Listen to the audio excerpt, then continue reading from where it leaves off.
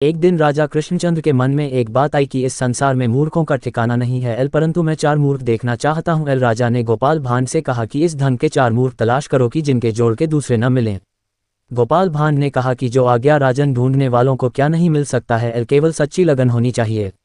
कुछ दूर जाने के बाद गोपाल भांड को एक आदमी दिखाई दिया जो थाली में पान का एक जोड़ा, बीड़ी, मिठाई लिए बड़े उत्साह से नगर की तरफ जल्दी जल्दी भागा जा रहा था।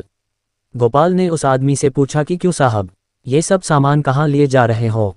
आपके पैर खुशी के मारे जमीन पर नहीं पड़ रहे हैं।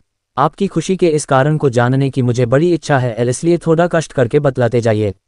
उस आदमी ने बातें टालने की कोशिश की क्योंकि वह अपने नियत स्थान पर जल्दी पहुंचना चाहता था, परंतु गोपाल ने उसे बार बार आग्रह किया। तब वह व्यक्ति बोला, यद्यपि मुझे विलंब हो रहा है, फिर भी आपके इतना आग्रह करने के कारण बता देना भी जरूरी है। मेरी पत्नी ने एक दूसरा पति रख लिया है, दोनों की आज शादी है, इसलिए उसके निमंत्रण पर जा रहा हूँ।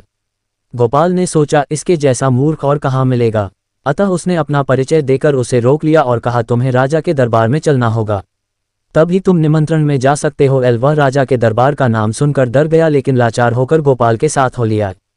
गोपाल उसको लेकर आगे बढ़ा। दैवयोग से रास्ते में एक घोड़ी सवार मिला। वह स्वयं तो घोड़ी पर सवार था, परंतु उसके सिर पर एक बड़ा गट्ठर रखा हुआ था। गोपाल ने उस आदमी से पूछा, क्यों भाई, यह क्या मामला है? अपने सिर का भार आप अपनी घोड़ी पर लाद कर क्यों नहीं ले जा रहे हैं? उस आदमी ने उत्तर दिया, भैया, मेरी घोड़ी गर्भवती है, इस अवस्था में अधिक बोझ गट्ठर मैंने अपने सिर पर रख लिया है, यह मुझे ढो रही है, इतना ही क्या कम है?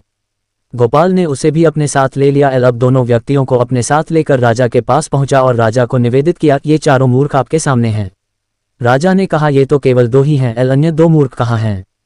गोपाल तपाक से बोला, तीसरा मूर्ख स्वयं हुजूर हैं, जिसे ऐसे मूर्खों को देखने की इच्छा हुई, और चौथा मूर्ख मैं हूं, जो इन्हें ढूंढकर आपके पास लाया हूं। राजा कृष्णचंद्र को गोपाल के विनोद युक्त शब्दों ने प्रसन्नता प्रदान की, और जब सबने उन दोनों मूर्खों के बारे में कहानी सुनी तो पेट पकड़कर हंसने लगे।